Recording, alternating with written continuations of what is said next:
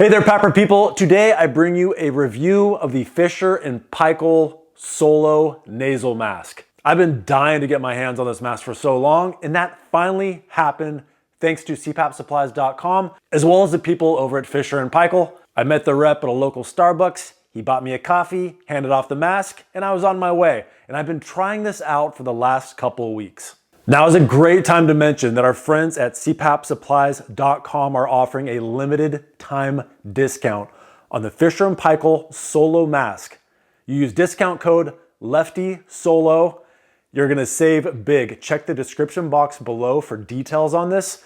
You don't wanna wait from May 1st, the release of this mask, to May 15th. Now, if you decide you love the Solo, fantastic. If you decide it's not the mask for you, CPAPsupplies.com has a 30-day mask guarantee. The other thing you need to know about them is they have fantastic customer service. I hear all the time from people who use their services, Julie is the absolute best as far as customer service. So please check out the sponsor of this video, CPAPsupplies.com.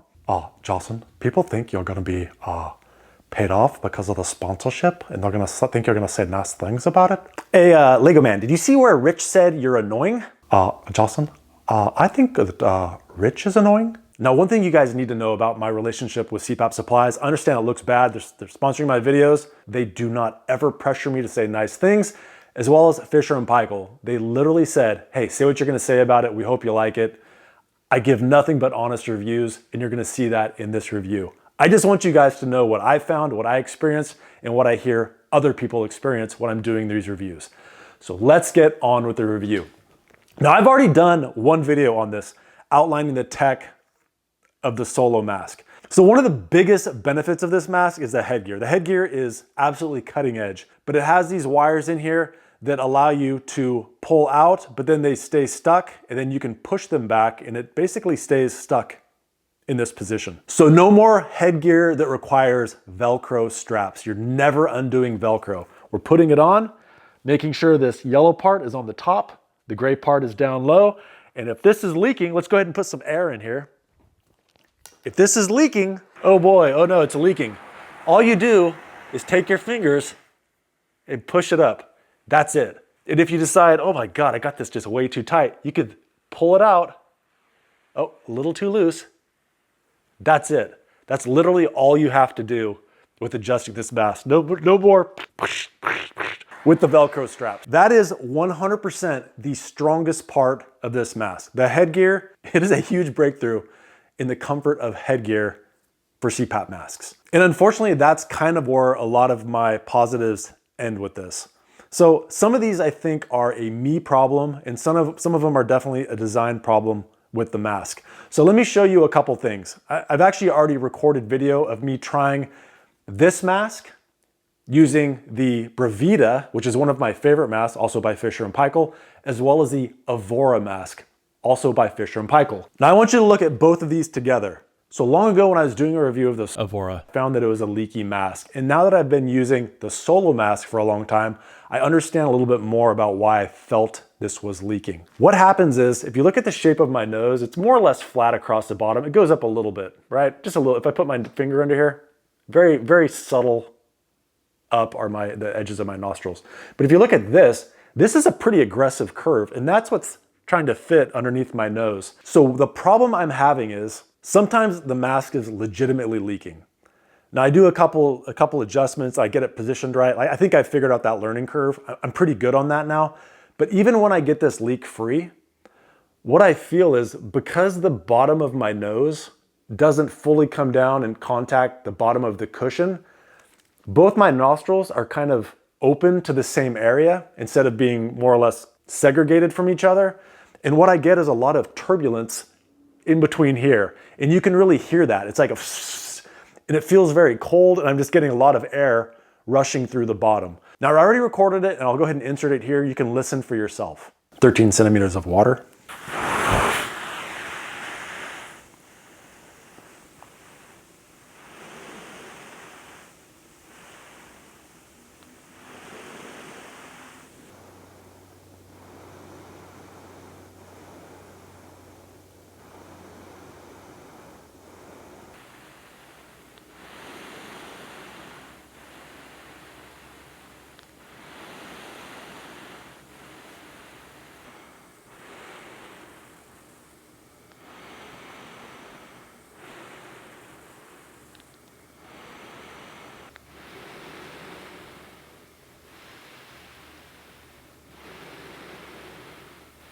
Okay, now that's an internal thing. That's something that I feel. There's another thing though. I have a bed partner. My wife is laying next to me. She's one of the biggest critics of masks, and she was very critical of the Solo nasal mask. She said, man, that thing is loud. That's noisy. I hear hissing all night. I checked my Oscar data. There was no leaking on those nights. Even though it felt like there was leaking underneath the mask, there was no leaking into the environment. But my wife could hear something. And what I found was this is the exhalation ports for the Solo. Now these shoot straight out. The holes are also pretty big, but this is a deal breaker. I can't face my wife with this mask. It blows on her.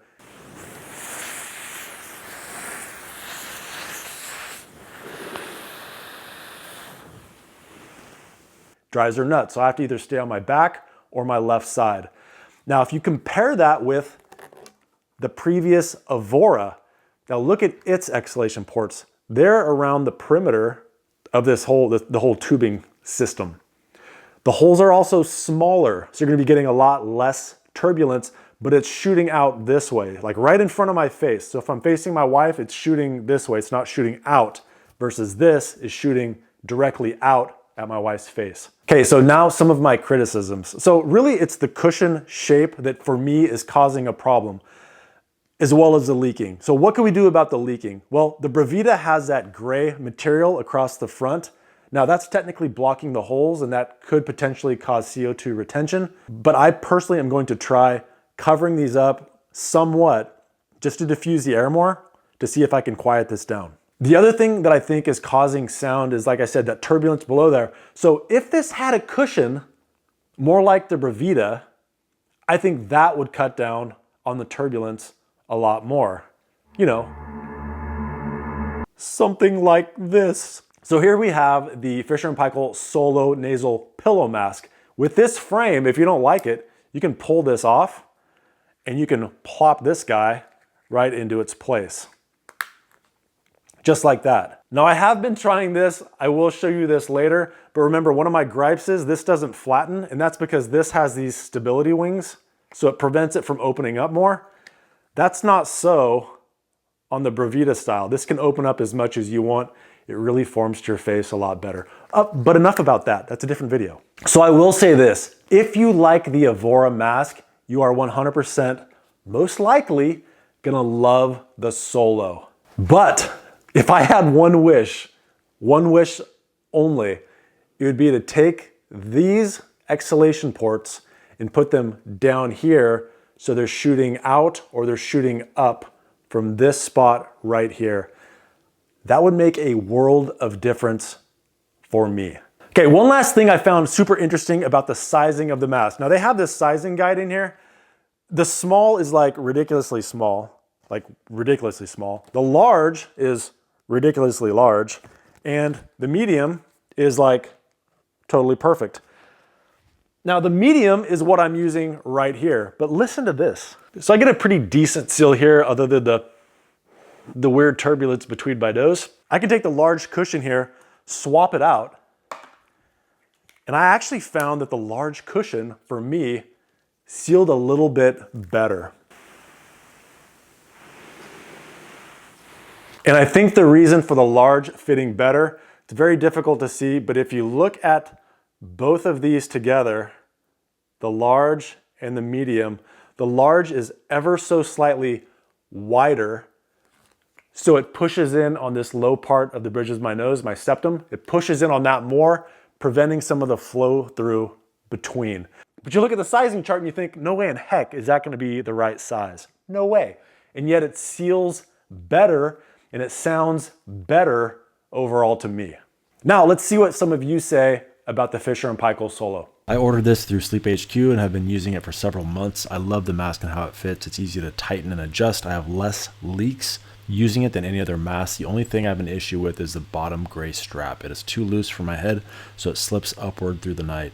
So it ends up on the top of my head, close to the gold colored strap. I've also found that sometimes when lying on my side with my face in the pillow, the strap on that side gets pushed a little tighter. Despite these objections, it is still one of my favorite masks.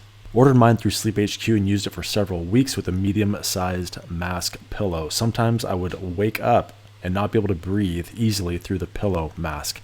I had to size up to the large pillow mask to fix the issue. I was also waking up several times a night to readjust the pillows to tighten them up because of leaking. Larger masks helped with this. And now it's my third string mask behind the bleep in the F40. I've used a solo pillow mask for a couple months, imported, blah, blah, blah. It's been good with mouth taped and wearing a chin strap, light and generally comfortable, but straps over my face are too close to my eyes, and I've taken to wearing an eye shade to reduce the irritation from the exhausted air. I like the solo, but also use a full face mask from time to time if the pillows irritate my nasal mucosa. I found the large size pillows to be the most comfortable and effective, but has used the medium with other brands of nasal pillow mask. At present, I can only see complete starter packs available. It'd be helpful to also be able to order appropriate size of nasal mask and headgear separately. Hated it. Way too noisy. Now for me, if I were offering advice of what someone should try, the solo is something that I would say absolutely try, mostly because the headgear is so phenomenal. And if you have the right nose shape for it, I think it's a great option. Does it have a leaky sound to it? Absolutely. I'm really hoping Fisher & Paykel can come out with something to add on to that to kind of silence it, or maybe in the future, like I said, add some different exhalation ports or a better diffuser. That would make this really a solid option. But other than that, I am gonna say, go ahead and give it a shot, especially if it's a situation where you can return it and then try something else in the future. But I will be having the Fisher & Paykel Solo Nasal Pillow Mask review coming out very shortly. And the reason for that is I just got the pillows and I haven't really tried it all that much. One last thing. Now, my wife and I just had our 24th wedding anniversary. Because I'm 48, I said, "Hun, let's go out to a fancy dinner." So we did. Went out to a fancy dinner place. And I said, "Hun, can you believe we've been married half of our lives? We've been married. Isn't that amazing?" And she said, "You know what's amazing is that your Amazon sales of Mask Bright have fallen off. Maybe you should give them another mention in one of your videos so we could sell more 3-packs of Mask Bright." Now I understand, the sprayers suck. I get that. But the product is fantastic. Limited time, they're still coming with bad sprayers. I'm gonna stop putting the sprayers in there because I'm sick of the complaints about them. Everyone says, product's great, sprayers suck. You know what? Find your own sprayer. So now I'm still selling them with sprayers. The sprayers do suck. Just between you and me, I've sourced 3 different manufacturers of sprayers. The last one being, oh yeah, this is meant for spraying oils. You can spray the thickest stuff through there and it won't get stuck. They're phenomenal. So I said, great, I'll give it a shot. And it's been every bit as horrible as every other sprayer I've ever used. So you know what? I'm done with sprayers. Anyway, guys, thank you so much for watching. I appreciate it. Hey, I want to take this time to thank the Patreon supporters as well as the YouTube members. I really, really do appreciate your support. And thank you so much for watching. Bye. Clean your stinky mask with some Mask Bright, available at Amazon.